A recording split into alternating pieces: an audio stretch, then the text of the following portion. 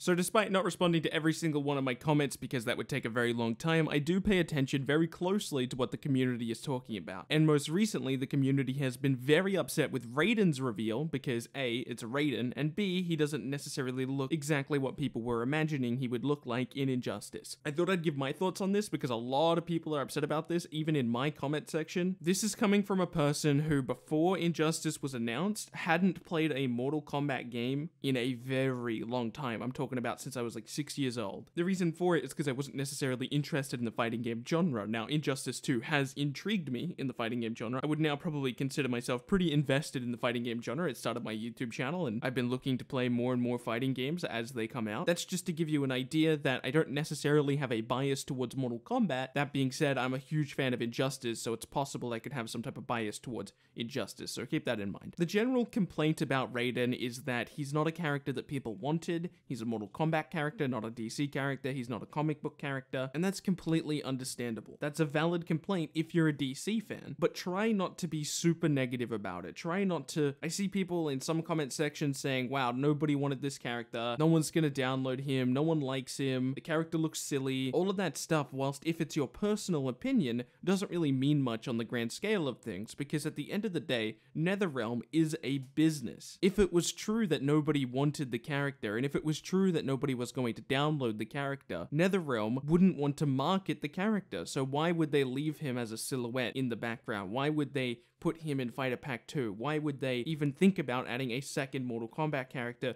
to Injustice 2? And I think there's a very obvious answer to that, and it's because people do want to see these characters. The reason you don't see a whole lot of people coming out of the woodworks and saying, yes, I'm so happy about Raiden, is because you don't often see positive feedback very often. You always see negative feedback, and it makes sense that the DC fans would be upset that this character slot is being quote-unquote wasted on a non-DC character. The reason why you don't see a lot of positive feedback online is because it doesn't really make much sense to go online and be like, yeah, I really like this thing. It just doesn't really make sense. Where if you don't like something, it makes sense to go online and complain about it and hopefully it will get changed. Because you're not looking for any change when you're happy about something, you don't often see people screaming from the rooftops like, yeah, Raiden! It seems to make the most sense to me that a majority, now of course being a silent majority, of people do want to see Mortal Kombat characters as an occasional guest slot, or else they wouldn't be getting the downloads, they wouldn't be getting the buys, and if that's true, I certainly wouldn't consider it a quote-unquote waste. Imagine if every time a DC character was announced, all the Mortal Kombat fans, all the people who really want to see Mortal Kombat characters, came out of the woodworks and said things like, nobody wants to see Beast Boy. First of all, it wouldn't be factually accurate, but it would be very hard to see the other side of that conversation because they would be a majority. Obviously, they don't come out and say things like that because it's a DC game, so it seems to make some level of sense that there are DC characters as DLC, but I think a character slot or 2 or even 3, to be honest, I wouldn't be upset if a third Mortal Kombat character came along in Fighter Pack 3, because at the end of the day, Mortal Kombat's one of the most recognizable franchises today, and having that slice of Mortal Kombat in Injustice 2 is something that doesn't bother me, especially because Scorpion's gameplay in Injustice 1 was very good, Sub-Zero's gameplay in Injustice 2 is very, very good, in fact, one of my favorite characters to play on the entirety of the roster, and I'm sure Raiden will be no exception. At the end of the day, Fighter Pack 3 contains something for everybody. Hellboy, a character that has been mostly popularized through the movies, but a character that's also near and dear to the hearts of comic book fans. Black Manta, a fan favorite DC character. And Raiden, a fan favorite Mortal Kombat character. And still maybe by the end of this, you're thinking, I just don't see the people that want Raiden. There's a lot of people that want Raiden. Trust me, there's a ton of Mortal Kombat fans out there that are very pleased to see Raiden. Some of my close personal friends,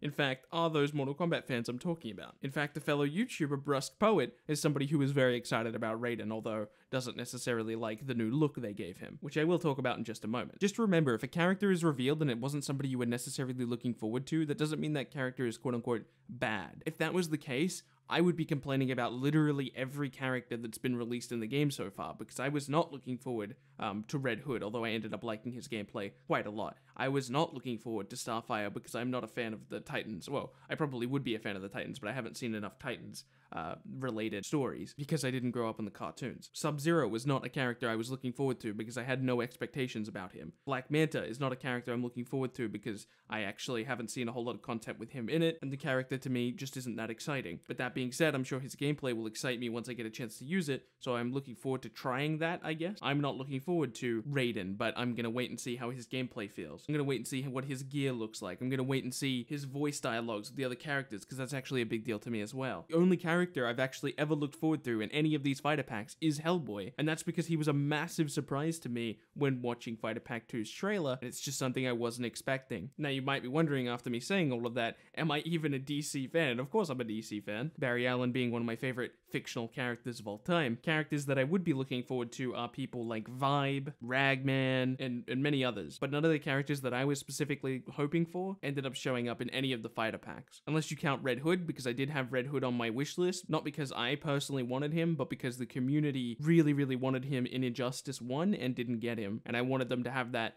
satisfaction this time around, so that's why he was on my initial wish list. But let's talk about Raiden's look, because that's what a lot of people are upset about as well. Raiden doesn't look very traditional to Raiden. He's got this weird kind of mask thing, making him look like a superhero rather than, you know, the Thunder God. And I can't believe I have to say this yet again, but this is just the default costume. How many times are you actually using the default costume on any of the characters in Injustice? I would assume the answer is very rarely, and I think the same will go for Raiden. I think a lot of his gear is going to look a lot better than his default costume, of course, because all of them do. I'm sure he'll have some amazing shaders, which give him a more traditional look. I wouldn't freak out too much about the mask. I'm sure there's ways to adjust it, especially because we saw how many ways you could change around Sub-Zero's helmet. Basically, my reaction to Raiden's design is don't freak out just yet. Let's wait and see what he actually looks like with all the gear on. Because overall, I think the default design is largely irrelevant. Anyway, that has been my thoughts on Raiden. Before I end off this video, I do want to thank you guys so much, not only for 8,000 subscribers, which is a recent milestone we did hit, but I did thank you guys in a previous video, but I also want to thank you for this amazing microphone quality you've heard in this video, which is actually going to get even better when I get a new pop filter and I start using some of that. I'm sure you've seen it in other YouTubers' videos, the foam that goes on the walls and it helps die down some of that echo. All of the recent improvements you've seen in my video quality